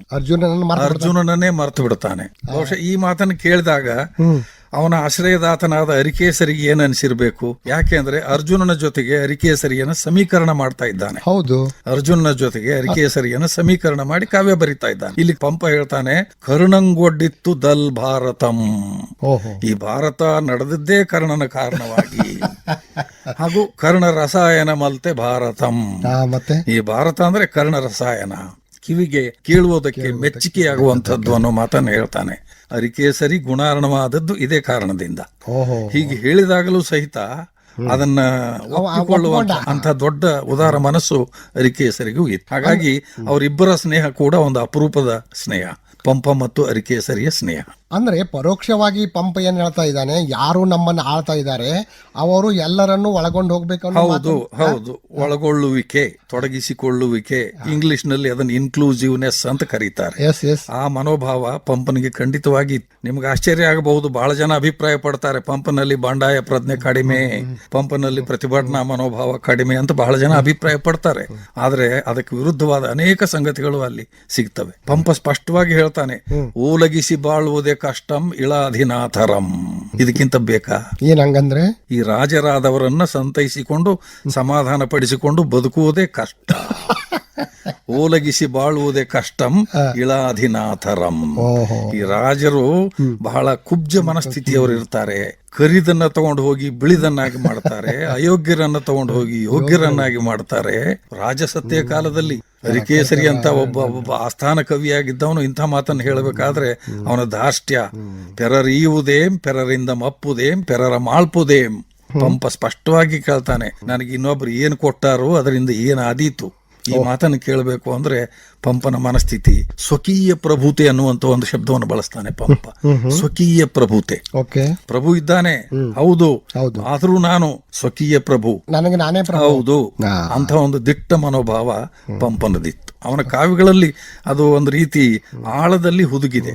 ಅದನ್ನ ನಮ್ಮ ಓದುಗರು ಗುರುತಿಸಬೇಕು, ಆನಂದ ಪಡಬೇಕು. ಆಮೇಲೆ ತೊತ್ತಿನ ಹಾಲು ಕುಡಿದ ಅಂತ ಅನ್ನೋ ಸಂದರ್ಭದಲ್ಲಿ ಕೂಡ ನೀನು ಅವರು ಬದುಕಿಸಿದ್ರಿಂದ ನೀ ಬದುಕಿಸಿ ಅನ್ನೋ ಮಾತು. ಹೌದು ಹೌದು ಹೌದು, ರಾಜರನ್ನ ಬಹಳ ನೇರವಾಗಿ ಟೀಕೆ ಮಾಡ್ತಾನೆ. ಒಳ್ಳೆಯ ರಾಜರ ಬಗ್ಗೆ ಖಂಡಿತವಾಗಿ ಮೆಚ್ಚುಗೆ ಇದೆ. ಅರಿಕೇಸರಿಯನ್ನ ಗುಣಾರ್ಣವ ಅಂತ ಕರೆದದ್ದು ಸುಮ್ಮನೆ ಅಲ್ಲ, ನಿಜವಾದ ಪ್ರೀತಿಯಿಂದಾನೇ ಕರೆದದ್ದು. ಅವನ ಗುಣಗಳಿಗೆ ಸಮುದ್ರ ಇದ್ದ ಅನ್ನೋ ಕಾರಣಕ್ಕೆ ಕರೆದದ್ದು. ಹೀಗೆ ಪಂಪನನ್ನ ಎಲ್ಲ ಆಯಾಮಗಳಿಂದ ಅಧ್ಯಯನ ಮಾಡಬೇಕು. ಅನೇಕ ವಿಚಿತ್ರ ಸಂಗತಿಗಳು ಅವನಲ್ಲಿ ನಮಗೆ ಸಿಗ್ತವೆ. ಆಮೇಲೆ ಈ ಪಂಪ ಭಾರತವನ್ನ ನೀವು ಒಂದು ನಿಮಿಷದಲ್ಲಿ ಸಮರೈಸ್ ಮಾಡ್ಬೇಕು, ಅದನ್ನ ಹೇಳ್ಬೇಕಂದ್ರೆ ಹೆಂಗ್ ಹೇಳ್ತೀರಿ ಸರ್? ನೋಡಿ ಸರ್, ಇಂಗ್ಲಿಷ್ ನಲ್ಲಿ ಒಂದು ಮಾತು ಬರ್ತದೆ, ಅದನ್ನ ನಾನು ಇಲ್ಲಿ ಹೇಳೋದಿಲ್ಲ, ಅದರ ಭಾವ ಹೇಳಿಬಿಡ್ತೇನೆ. ಮಹಾಭಾರತದಲ್ಲಿ ಏನಿದೆಯಲ್ಲ ಅದೆಲ್ಲವೂ ನಮ್ಮ ಬದುಕಿನಲ್ಲಿದೆ. ಅಲ್ಲಿ ಏನಿಲ್ಲ ಅದನ್ನ ಬದುಕಿನಲ್ಲಿಯೂ ಇಲ್ಲ ಅನ್ನುವಂಥ ಒಂದು ಮಾತನ್ನು ಒಬ್ಬ ಆಂಗ್ಲ ವಿಮರ್ಶಕ ಹೇಳ್ತಾನೆ. ಬಹುಶಃ ಅದೇ ಮಾತನ್ನ ಕನ್ನಡದ ಮಹಾಕಾವ್ಯಕ್ಕೂ ನಾವು ಅನ್ವಯ ಮಾಡಿಕೊಳ್ಬಹುದು. ಪಂಪ ಭಾರತದಲ್ಲಿ ಏನಿದೆಯಲ್ಲ ಅದೆಲ್ಲವೂ ನಮ್ಮ ಬದುಕಿನಲ್ಲಿದೆ, ಅಲ್ಲಿ ಏನಿಲ್ಲ ಅದನ್ನ ನಮ್ಮ ಬದುಕಿನಲ್ಲಿಯೂ ಇಲ್ಲ. ಒಂದೇ ಮಾತಿನಲ್ಲಿ ಹೇಳಬೇಕು ಅಂದ್ರೆ ಅಷ್ಟರ ಮಟ್ಟಿಗೆ ವ್ಯಾಪಕತೆ ಇದೆ ಆ ಕೃತಿಗೆ. ಅಂದ್ರೆ ದೇಶ ಕಾಲಗಳನ್ನು ಉತ್ತಮ ಸಾಹಿತ್ಯ ಯಾವಾಗಲೂ ದೇಶ ಕಾಲಾತೀತವಾಗಿರ್ತದೆ. ಪಂಪನ ಕಾವ್ಯಗಳು ಖಂಡಿತವಾಗಿ ದೇಶ ಕಾಲಾತೀತವಾದ ಕಾವ್ಯಗಳು, ಅದರಲ್ಲಿ ಎರಡು ಮಾತೇ ಇಲ್ಲ. ಆಮೇಲೆ ಕರ್ಣ ರಸಾಯನ ಮಲ್ತೆ ಅಂತ ಐತಲ್ಲ, ಅದಕ್ಕೆ ಪೂರಕವಾಗಿ ಒಂದೆರಡು ಅವನ ಪದ್ಯಗಳನ್ನು ಹೇಳಿ. ನೀವು ಒಂದು ಪ್ರಸಂಗ ನೆನಪಿಸ್ಕೊಳ್ತೀನಿ ನಾನು. ಬಹುಶಃ ಇದನ್ನ ನಮ್ಮ ಕನ್ನಡ ಓದುಗರೆಲ್ಲರೂ ಓದಿದ್ದಾರೆ, ಆನಂದಿಸಿದ್ದಾರೆ. ಆದ್ರೂ ಇನ್ನೊಮ್ಮೆ ಮರು ನೆನಪು ಅನ್ನೋ ದೃಷ್ಟಿಯಿಂದ ಒಂದು ಪ್ರಸಂಗ ನೆನಪಿಸ್ಕೊಡ್ತೀನಿ. ಕರ್ಣನ ಮನಸ್ಥಿತಿ ಯಾವ್ಯಾವ ಸುಳಿಗೆ ಸಿಕ್ಕೊಂಡಿತು ಅನ್ನೋ ವಿಷಯಕ್ಕೆ ಸಂಬಂಧಿಸಿ. ಸಂಧಿಯ ನೆಪ ಮಾಡಿಕೊಂಡು ಕೃಷ್ಣ ಕೌರವರ ಹತ್ರ ಬರ್ತಾನೆ. ಹೌದು, ವಾಸ್ತವವಾಗಿ ಸಂಧಿ ಬೇಕಾಗಿಲ್ಲ, ಕೃಷ್ಣನಿಗೂ ಬೇಕಾಗಿಲ್ಲ, ದ್ರೌಪದಿಗೆ ಮೊದಲು ಬೇಕಾಗಿಲ್ಲ. ಹೌದು, ದ್ರೌಪದಿಗೆ ಮಾತು ಕೊಟ್ಟು ಬಂದಿದ್ದಾನೆ ಕೃಷ್ಣ, ಸಂಧಿ ಮುರಿದು ಬರ್ತೇನೆ ಅಂತ ಹೇಳಿ. ಆದ್ರೂ ನೆಪ ಮಾತ್ರಕ್ಕೆ ಕೌರವನ ಒಡ್ಡೋಲಗಕ್ಕೆ ಬಂದ, ಸಂಧಿಯ ವಿಷಯ ಪ್ರಸ್ತಾಪ ಮಾಡಿದ. ದುರ್ಯೋಧನ ಅದನ್ನು ಒಪ್ಪಲಿಲ್ಲ. ಇದೆಲ್ಲ ಅವನಿಗೆ ಗೊತ್ತಿರುವ ವಿಷಯವೇ. ದುರ್ಯೋಧನ ಅದನ್ನು ಒಪ್ಪಲಿಲ್ಲ, ಗೊತ್ತಿತ್ತು. ಬಂದಿರೋ ಉದ್ದೇಶ ಕರ್ಣಭೇದ ಮಾಡ್ಲಿಕ್ಕೆ, ಕರ್ಣನ ಮನಸ್ಸನ್ನ ಒಡಿಲಿಕ್ಕೆ. ನೋಡಿ ಅಲ್ಲಿ ಎಷ್ಟು ಸಲಿಗೆಯಿಂದ ಕರ್ಣನನ್ನ ಮಾತಾಡಿಸ್ತಾನೆ. ನೋಡಪ್ಪ, ನಾವು ನೀವು ಸಂಬಂಧಿಕರು, ನಾವು ನೀವು ಭಾವ ಮೈದುನ ಸಂಬಂಧದವರು, ಬಹಳ ದಿವಸ ಆಯ್ತು ಭೇಟಿಯಾಗಿಲ್ಲ, ಊರ್ ಹೊರಗಡೆ ಸ್ವಲ್ಪ ನನ್ನನ್ನು ಬಿಟ್ಟು ಬರ್ಬಾ ಅಂತ ಹೇಳಿ ಅವನನ್ನ ತನ್ನ ರಥದಲ್ಲಿ ಪಕ್ಕದಲ್ಲಿ ಕೂಡಿಸಿಕೊಂಡು ಕರ್ಕೊಂಡು ಬರ್ತಾನೆ ಕೃಷ್ಣ. ಭೇದಿಸಲೆಂದೇ ದಲ್ ನುಡಿದರ್ ಎನ್ನದಿರ್ ಒಯ್ಯನೆ ಕೇಳ ಕರ್ಣ, ನಿನ್ನ ಆದಿಯೋಳ ಅಬ್ಬೆ ಕೊಂತಿ, ನಿನಗೆ ಅಮ್ಮನ್ ಅಹರ್ಪತಿ. ಪದ್ಯ ಮುಂದುವರಿತದೆ. ಕೃಷ್ಣನ ಮಾತಿನ ಧಾಟಿ ಹೇಗಿದೆ ನೋಡಿ, ಪಂಪ ಅದನ್ನ ಹೇಗೆ ಸೃಷ್ಟಿ ಮಾಡಿದಾನೆ ನೋಡಿ. ಕರ್ಣನ ಮನಸ್ಸನ್ನ ತನ್ನ ಕಡೆಗೆ ಸೆಳ್ಕೊಳ್ಬೇಕು ಕೃಷ್ಣನಿಗೆ. ಹೌದು. ಮಾತಿಗೆ ಆರಂಭ ಮಾಡ್ತಾ ಇದ್ದಾನೆ. ಭೇದಿಸಲೆಂದೆ ದಲ್ ನುಡಿದರ್ ಎನ್ನದಿರ್ ವೈಯನೆ ಕೇಳ ಕರ್ಣ. ನೋಡಪ್ಪ ಕರ್ಣ, ನಿನ್ನ ಮನಸ್ಸು ಒಡಿಬೇಕು ಅಂತ ನಾನು ಈ ಮಾತುಗಳನ್ನು ಹೇಳ್ತಾ ಇಲ್ಲ. ಏನೋ ನೀನು ಒಳ್ಳೆಯವನು, ನಿನ್ನ ಸ್ಥಿತಿ ನೋಡಿ ನನಗೆ ಮರುಕು ಉಂಟಾಗಿದೆ, ನಿನಗೆ ಕೆಲವು ವಿಷಯಗಳನ್ನು ಹೇಳಬೇಕು ಅನಿಸ್ತು, ಹೇಳ್ತಾ ಇದ್ದೇನೆ. ಮುಂದಿನ ವಿಷಯಗಳನ್ನು ಚಿತ್ತುಗೊಟ್ಟು ಕೇಳು. ನಿನ್ನ ಆದಿಯೋಳು ಅಬ್ಬೆ ಕೊಂತಿ, ನಿನಗೆ ಅಮ್ಮನ್ ಅಹರ್ಪತಿ ಅಂದ್ರೆ ಸೂರ್ಯದೇವ, ಅಮ್ಮ ಅಂದ್ರೆ ತಂದೆ. ನಿನ್ನ ತಾಯಿ ಕುಂತಿ, ನಿನ್ನ ತಂದೆ ಸೂರ್ಯದೇವ, ನೀನೇ ರಾಜ್ಯದ ಒಡೆಯ. ಹಾಗಿದ್ದು ಸಹಿತ ಒಬ್ಬ ಗುಲಾಮನ ಹಾಗೆ ನೀನು ಗೌರವನ ಆಸ್ಥಾನದಲ್ಲಿ ದುಡಿತಾ ಇದ್ದೀಯಲ್ಲ, ನನಗೆ ಬಹಳ ನೋವಾಗ್ತಾ ಇದೆ ಅಂತ ಹೇಳಿ ಕರ್ಣನ ಮನಸ್ಸನ್ನು ಒಡೆದು ಬಿಡ್ತ. ನೀನಿರೇ ಪೆರರ್ ನರೇಂದ್ರರೇ ಅಂತ ಒಂದು ಮಾತು ಕೇಳ್ಬಿಡ್ತಾನೆ ಕೃಷ್ಣ. ನೀನೇ ಈ ಮೇದಿನಿಗೆ ಒಡೆಯ, ನೀನೇ ರಾಜ ಆಗಬೇಕು, ನೀನಿರೇ ಮತ್ತೆ ಪೆರರ್ ನರೇಂದ್ರರೇ. ಇಷ್ಟು ಸಾಕಾಗಿತ್ತು ಬಹುಶಃ ಕರ್ಣನ ಮನಸ್ಸನ್ನು ಒಡೆಯೋದು. ಇಷ್ಟು ಸಾಕಾಗಿತ್ತು. ಅವನಿಗೆ ತುಮುಲ ಆರಂಭ ಆಗಿಬಿಡ್ತು. ನಾನು ಏಕೋಭಾವದಿಂದ ದುರ್ಯೋಧನನಲ್ಲಿ ಸೇವೆ ಮಾಡಿಕೊಂಡಿದ್ದೆ, ಒಬ್ಬ ಸ್ನೇಹಿತನಾಗಿ, ಒಬ್ಬ ಬಂಟನಾಗಿ, ಸೈನಿಕನಾಗಿ, ಆಪ್ತನಾಗಿ ಇದ್ದೆ. ಈಗ ಕೃಷ್ಣ ಬಂದು ಇದನ್ನು ಹೇಳಿ ನನ್ನ ಮನಸ್ಸನ್ನು ಒಡೆದು ಬಿಟ್ಟ. ಆ ಕ್ಷಣದ ಕರ್ಣನ ಮನಸ್ಥಿತಿಯನ್ನ ಪಂಪ ಚಿತ್ರಿಸುವುದನ್ನ ನಾವು ನೋಡಬೇಕು. ಅತ್ತ ಕುಂತಿ ತಾಯಿ ಅನ್ನೋದು ಗೊತ್ತಾಯ್ತು, ಇತ್ತ ಪಾಂಡವರು ಸಹೋದರರು ಅನ್ನೋದು ಗೊತ್ತಾಯ್ತು. ಯುದ್ಧದಲ್ಲಿ ನಿಂತರೆ ಪಾಂಡವರನ್ನ ಎದುರಿಸಬೇಕು. ಈ ಮನಸ್ಥಿತಿ ಇಟ್ಕೊಂಡು ಯಾವ ರೀತಿ ಅವರನ್ನು ಎದುರಿಸಲಿ? ಇತ್ತ ದುರ್ಯೋಧನನಿಗೆ ವಂಚನೆ ಮಾಡ್ಲಿಕ್ಕೂ ಮನಸ್ಸಿಲ್ಲ. ಕೊನೆಗೆ ಕರ್ಣ ಒಂದು ಮಾತು ಹೇಳಿಬಿಡ್ತಾನೆ, ಕುರುಪತಿಗಿಲ್ಲ ದೈವ ಬಲಂ. ಕುರುಪತಿಗಿಲ್ಲ ದೈವ ಬಲಂ. ನಾನಾದ್ರೂ ಏನ್ ಮಾಡ್ಲಿ? ಒಂದು ದ್ವಂದ್ವಕ್ಕೆ ಸಿಗ್ತಾನೆ. ಆದ್ರೂ ಸಹಿತ ಕೃಷ್ಣನ ಮಾತನ್ನು ಒಪ್ಪೋದಿಲ್ಲ ಅವನು. ಹೊರಗಡೆ ಅದನ್ನು ತೋರಿಸಿಕೊಳ್ಳೋದಿಲ್ಲ ಕರ್ಣ. ಒಂದು ಉತ್ತರವನ್ನು ಕೊಡ್ತಾನೆ ಕೃಷ್ಣನಿಗೆ. ನೋಡು ಕೃಷ್ಣ, ನಾನು ಮತ್ತು ದುರ್ಯೋಧನ ಸಾಮಾನ್ಯ ಸ್ನೇಹಿತರಲ್ಲ. ಕರ್ಣ ಪಕ್ಷಾಂತರ ಕರ್ಣ ಹೌದು, ಪ್ರೇರೇಪಿಸ್ತಾ ಇದ್ದಾನೆ, ನಮ್ಮ ಪಕ್ಷಕ್ಕೆ ಬಾ, ಕೌರವರನ್ನ ಬಿಟ್ಟು ಪಾಂಡವರ ಕಡೆಗೆ ಬಾ, ನಾನ್ ನಿನ್ ಜೊತೆಗಿರ್ತೀನಿ. ಆದ್ರೆ ಕರ್ಣ ಅದನ್ನು ಒಪ್ಪಲಿಲ್ಲ. ಒಂದು ಪ್ರಸಂಗ ನೆನಪಿಸ್ಕೊಡ್ತೇನೆ ಕೃಷ್ಣ, ನಾನು ಮತ್ತು ದುರ್ಯೋಧನರ ಸ್ನೇಹ ಎಷ್ಟು ಗಾಢವಾಗಿದೆ ಅನ್ನೋದನ್ನ ಅರ್ಥ ಮಾಡ್ಕೊಂತ ಒಂದು ದೃಷ್ಟಾಂತವನ್ನು ಹೇಳಿಕೊಡ್ತಾನೆ ಕರ್ಣ. ನೆತ್ತಮನಾಡಿ ಭಾನುಮತಿ ಸೋಲ್ತೊಡೆ, ತೋತ ಸೋಲಮನಿಯುವುದೆಂದು ಕಾಡುತ್ತಿರೆ, ಮುತ್ತಿನ ಲಂಬಣಂಪರಿಯೇ ಮುತ್ತಿನ ಕೇಡನೆ ನೋಡಿ ಬಳ್ಕುತ್ತಮ್ಮಿರೇ, ಏವಮಿಲ್ಲದೆ ಇವಂ ಆಯುವುದು ತಪ್ಪೋ ಪೇಳಿಂ ಎಂಬ ಭೂಪೋತ್ತಮನಂಬಿಸುಟ್ಟು ಇರದೆ ನಿಮ್ಮ ಒಳಪೊಕ್ಕೊಡೆ ಬೇಡನಲ್ಲೇನೆ. ಅದ್ಭುತವಾದ ಪದ್ಯ. ಬಹುಶಃ ಪಂಪನ ಕೃತಿಗಳು ಹೊರಗೆ ಬಂದಾಗಿನಿಂದ ಹಿಡಿದು ಇವತ್ತಿನವರೆಗೂ ಕನ್ನಡ ಪ್ರಾಧ್ಯಾಪಕರನ್ನ, ಕನ್ನಡ ವಿದ್ವಾಂಸರನ್ನ ಬಹುವಾಗಿ ಸೆಳೆದಿರುವಂತಹ ಒಂದು ಪದ್ಯ ಇದು. ಒಂದು ದೊಡ್ಡ ಪ್ರಸಂಗ. ಒಂದು 2 ಮಾತುಗಳಲ್ಲಿ ಅದನ್ನು ಹೇಳ್ಬಿಡ್ತೀನಿ. ಹೇಳ್ರಿ. ದುರ್ಯೋಧನ ರಾಜಕಾರ್ಯ ನಿಮಿತ್ತವಾಗಿ ಎಲ್ಲೋ ಹೊರಗಡೆ ಹೋಗಿದ್ದಾನೆ. ಅಂತಃಪುರದಲ್ಲಿ ಭಾನುಮತಿ, ದುರ್ಯೋಧನನ ಹೆಂಡತಿ, ಏಕಾಂಗಿಯಾಗಿದ್ದಾಳೆ. ಕರ್ಣ ಅಲ್ಲಿ ಬರ್ತಾನೆ. ಸುಮ್ಮನೆ ಕಾಲಹರಣ ಮಾಡೋ ದೃಷ್ಟಿಯಿಂದ ಅವರು ಲೆತ್ತವನ್ನ ಆಡ್ತಾರೆ, ಜೂಜಾಡ್ತಾರೆ. ಜೂಜಾಡುವಾಗ ಒಂದು ಷರತ್ ಹಾಕೊಳ್ತಾರೆ, ಸೋತವರು ಗೆದ್ದವರಿಗೆ ತಮ್ಮ ಕೊರಳಿನ ಹಾರವನ್ನು ಕೊಡಬೇಕು. ಸರಿ, ಆಟ ಮುಗೀತು. ಕರ್ಣ ಗೆದ್ದ, ಭಾನುಮತಿ ಸೋಲ್ತಾಳೆ. ಷರತ್ತಿನ ಪ್ರಕಾರ ಭಾನುಮತಿ ತನ್ನ ಕೊರಳ ಹಾರವನ್ನು ಕರ್ಣನಿಗೆ ಕೊಡಬೇಕಾಗಿತ್ತು. ಅವಳು ಕೊಡ್ಲಿಲ್ಲ, ಇವನು ಬಿಡ್ಲಿಲ್ಲ. ಗೆದ್ದ ಹುಮ್ಮಸ್ಸಿನಲ್ಲಿ ಕರ್ಣ ಭಾನುಮತಿಯ ಕೊರಳ ಹಾರಕ್ಕೆ ಕೈ ಹಾಕ್ತಾನೆ. ಗಾಬರಿಯಿಂದ ಭಾನುಮತಿ ಹಿಂದೆ ಸರಿತಾಳೆ. ಕೊರಳ ಸರ ಹರಿತದೆ, ಮುತ್ತುಗಳು ಚಲಾಪಿಲ್ಲಿ ಆಗ್ತವೆ. ಇಬ್ಬರೂ ಗಾಬರಿ. ಅದೇ ಕ್ಷಣದಲ್ಲಿ ಮಹಾದ್ವಾರದಲ್ಲಿ ದುರ್ಯೋಧನ ಬಂದು ನಿಂತಿದ್ದಾನೆ. ಒಂದು ಕ್ಷಣ ಚಿತ್ರವನ್ನು ಕಣ್ಮುಂದೆ ಮೂಡಿಸಿಕೊಳ್ಳಿ ದಯವಿಟ್ಟು. ಷರತ್ತು ಪೂರೈಸಲಾರದೆ ಕೊರಳ ಹಾರಕ್ಕೆ ಕೈ ಹಾಕಿದ್ದಾನೆ. ಸರ ಹರಿದಿದೆ, ಮುತ್ತುಗಳು ಚಲಾಪಿಲ್ಲಿಯಾಗಿವೆ. ಇಬ್ಬರೂ ಗಾಬರಿ. ದುರ್ಯೋಧನ ಬಂದನಂತೆ, ನೋಡಿದ್ನಂತೆ, ಮುತ್ತುಗಳು ಹರಿದು ಬಿದ್ದಿವೆ. ಸಂದರ್ಭವನ್ನು ಕಲ್ಪನೆ ಮಾಡಿಕೊಂಡ. ಕರ್ಣನಿಗೆ ಹೇಳ್ತಾನಂತೆ, ಹುಚ್ಚ ಕರ್ಣ, ಮುತ್ತುಗಳು ಚೆದರು ಬಿದ್ದಿವೆ, ಇವನು ಆಯ್ದುಕೊಳ್ಬೇಕು ತಾನೇ, ನಾನು ಆರಿಸಿಕೊಡ್ತೇನೆ ತಡಿ ಅಂತ ಹೇಳಿ ಮುತ್ತುಗಳನ್ನು ತಾನೇ ಆರಿಸಿಕೊಟ್ನಂತೆ ದುರ್ಯೋಧನ. ಅಂತ ದುರ್ಯೋಧನನ ಬಿಟ್ಟು ನಾನು ಇವತ್ತು ಕೇವಲ ಲಾಭದ ದೃಷ್ಟಿಯಿಂದ ನಿಮ್ಮ ಪಕ್ಷಕ್ಕೆ ಬಂದೆನಾದಡೆ ನಾನು ಕೆಟ್ಟವನಾಗುವುದಿಲ್ಲವೇ, ಕೃತಜ್ಞನಾಗುವುದಿಲ್ಲವೇ ಅನ್ನುವಂತ ಒಂದು ಪ್ರಸಂಗ. ಇಂಥ ಅನೇಕ ಪ್ರಸಂಗಗಳು ಪಂಪನ ಕಾವ್ಯಗಳಲ್ಲಿ ಬರ್ತವೆ. ಸುಮ್ಮನೆ ಕೇಳುಗರ ಆಸಕ್ತಿಯ ದೃಷ್ಟಿಯಿಂದ ಒಂದು ಪ್ರಸಂಗವನ್ನು ಮಾತ್ರ ಇಲ್ಲಿ ಸ್ವಲ್ಪ ಮಟ್ಟಿಗೆ ವಿಶ್ಲೇಷಣೆ ಮಾಡಲಿಕ್ಕೆ ಪ್ರಯತ್ನ ಮಾಡಿದೆ. ಆಮೇಲೆ ಪ್ರೊಫೆಸರ್ ಶಾಂತಿನಾಥ್ ದಿಬ್ಬದ್, ಈಗ ನಾವು ಪಂಪ ಪಾರ್ಥದಿಂದ ಆದಿಪುರಾಣಕ್ಕೆ ಬರೋಣ. ಈ ಆದಿಪುರಾಣ, ಈ ಕಾವ್ಯದ ಮಹತ್ವ ಅಂದ್ರೆ ತ್ಯಾಗ ಭೋಗ, ಅವೆರಡೂ ಎಷ್ಟು ಮಹತ್ವದ್ದು. ಮತ್ತು ಅದರಲ್ಲಿ ಒಂದು ಆ ನೀಲಾಂಜನೆ ನೃತ್ಯದ ಒಂದು ಸನ್ನಿವೇಶ ಬರ್ತದೆ ನೋಡಿ. ಹೌದು, ಬಹಳ ಒಳ್ಳೆ ಪ್ರಸಂಗ. ಅಂದ್ರೆ ಅದು ಜೀವ ಬದಲಿ ಆಗ್ತಾವಲ್ಲ. ಹೌದು ಹೌದು ಹೌದು, ಪುನರ್ಜನ್ಮದ ಕಲ್ಪನೆ. ಅದ್ರ ಹೇಳಿ. ಜೈನ ಫಿಲಾಸಫಿಯಲ್ಲಿ ಪುನರ್ಜನ್ಮವನ್ನು ನಂಬುತ್ತಾರೆ, ಪಾಪ ಪುಣ್ಯಗಳನ್ನ ನಂಬುತ್ತಾರೆ, ಒಳ್ಳೆಯದು ಕೆಟ್ಟದ್ದನ್ನ ನಂಬುತ್ತಾರೆ. ಒಳ್ಳೆಯದನ್ನ ಮಾಡಿದರೆ ಮುಂದಿನ ಜನ್ಮದಲ್ಲಿ ಒಳ್ಳೆಯ ಸ್ಥಿತಿ, ಒಳ್ಳೆಯ ಸ್ಥಾನಮಾನ ಸಿಗುತ್ತದೆ, ಕೆಟ್ಟದ್ದನ್ನು ಮಾಡಿದರೆ ನರಕ ಇತ್ಯಾದಿ ಇತ್ಯಾದಿ ನಂಬಿಕೆಗಳುಂಟು. ಆ ರೀತಿ ಆದಿ ಪುರಾಣ ಅಂದ್ರೆ ಜೈನ ನಂಬಿಕೆಯ ಪ್ರಕಾರ 24 ಜನರಲ್ಲಿ ಮೊದಲನೇ ತೀರ್ಥಂಕರ ಆದಿನಾಥ ಅಥವಾ ವೃಷಭ, ಅವನ ಇನ್ನೊಂದು ಹೆಸರು. ಅವನ ಚರಿತ್ರೆಯನ್ನು ಬರೆಯುವುದಕ್ಕಾಗಿ ಪಂಪ ಏನ್ ಮಾಡ್ತಾನೆ, ಆದಿ ಪುರಾಣವನ್ನು ರಚನೆ ಮಾಡ್ತಾನೆ. ಅಲ್ಲಿ ಇಂಥ ಪುನರ್ಜನ್ಮಗಳ ಕಲ್ಪನೆ ಬರ್ತವೆ. ಸಂದರ್ಭ ಏನಿದೆ ಅಂದ್ರೆ, ಆದಿನಾಥನ ಒಡ್ಡೋಲಗ ನಡೆದಿದೆ. ಅವನು ಈ ಭೋಗ ಲಾಲಸಿಯಲ್ಲಿ ಮೈಮರೆತು ಬಿಟ್ಟಿದ್ದಾನೆ. ಯಾರು? ಆದಿನಾಥ. ಇದು ಇಂದ್ರನಿಗೆ ಗೊತ್ತಾಗ್ತದೆ. ಇವನು ಎಲ್ಲೋ ದಾರಿ ತಪ್ತಾ ಇದ್ದಾನೆ, ಇವನನ್ನು ಎಚ್ಚರಿಸಬೇಕು ಅಂತ ಹೇಳಿ ಇಂದ್ರ ಒಂದು ತಂತ್ರ ಹೂಡ್ತಾನೆ. ದೇವನರ್ತಕಿಯಾದ ನೀಲಾಂಜನೆಯನ್ನ ಆದಿನಾಥನ ಒಡ್ಡೋಲಗಕ್ಕೆ ಕಳಿಸ್ತಾನೆ. ಒಂದ್ ಮಾತು ಬರ್ತದ ನೋಡಿ ಸರ್, ಪೊಕ್ಕಳ್ ಅಂತರಂಗಂ ಪೊಕ್ಕಳ್ ರಂಗಮಂ ನಿಖಿಳ ಜನ ಅಂತರಂಗಮಂ. ನೀಲಾಂಜನೆ ವೇದಿಕೆ ಮೇಲೆ ಕಾಲಿಟ್ಟಿದ್ದು ಪಂಪನಿಗೆ ಹೇಗೆ ಕಾಣಿಸ್ತು ಅಂದ್ರೆ, ಬರೀ ವೇದಿಕೆಯ ಮೇಲೆ ಕಾಲಿಟ್ಟಂಗಲ್ಲ, ನೋಡುಗರ ಎದೆಗಳ ಮೇಲೆ ಕಾಲಿಟ್ಟಳು ಅನ್ನುವ ಹಾಗೆ. ಜನ ಅಂತರಂಗ, ಅವ್ರ ಹೃದಯದಲ್ಲಿ ಪ್ರೇಕ್ಷಕರ ಹೃದಯದ ಮೇಲೆ ಕಾಲಿಟ್ಟಳು ಅನ್ನುವಂತ ಒಂದು ಅದ್ಭುತವಾದ ಕಲ್ಪನೆ ಅಲ್ಲಿ ಪಂಪ. ಸರಿ, ನರ್ತನ ನಡೀತದೆ.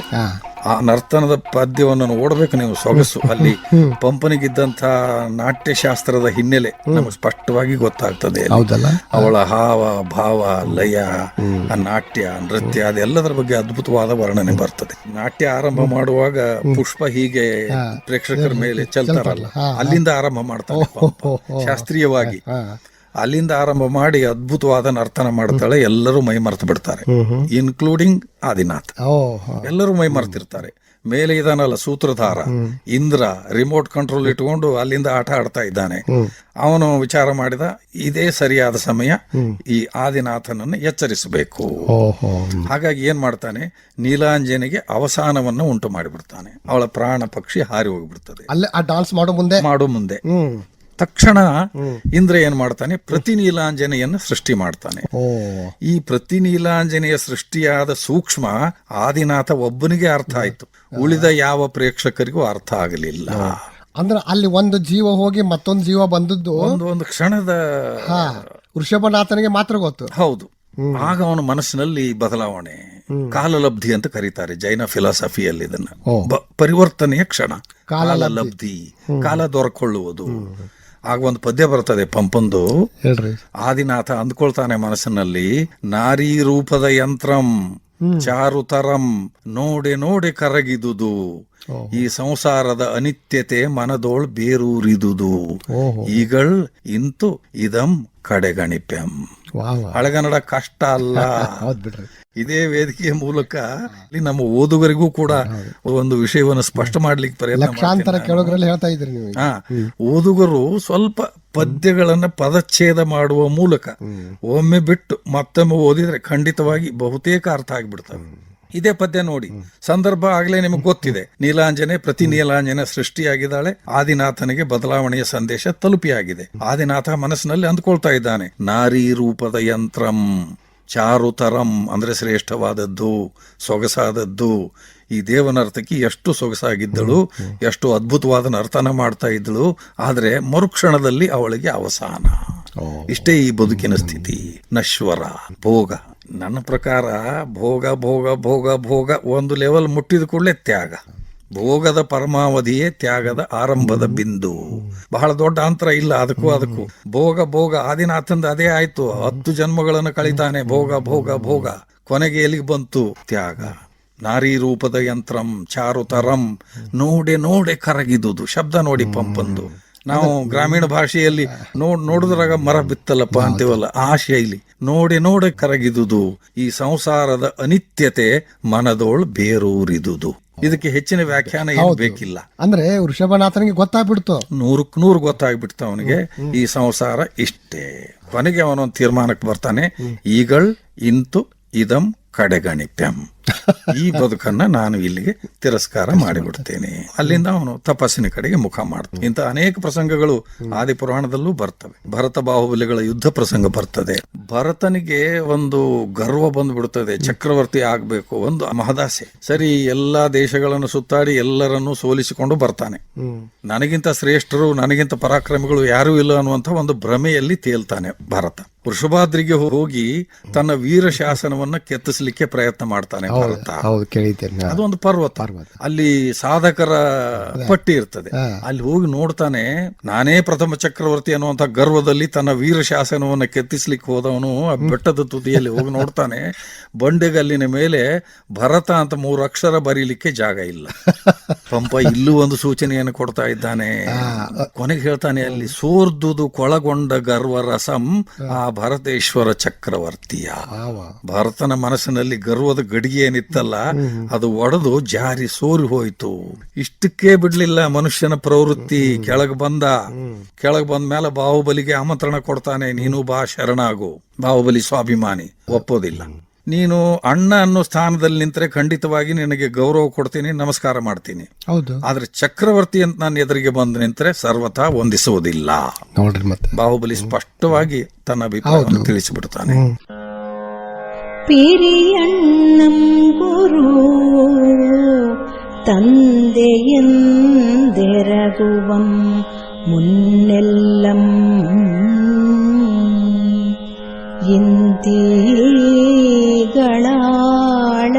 ಇಂತಿಗಳಾಳರಸೆಂಬ ಒಂದು ವಿಭೇಮಾದೊಡೆರಕಂ ಚಿಹ್ ಕಷ್ಟಮಲ್ತೆ ವಸುಂಧರೆಗಯ್ಯಂ ದಯೆಗೆಯ್ಯ ಮುನ್ಪಡೆದುದರ್ಕೆ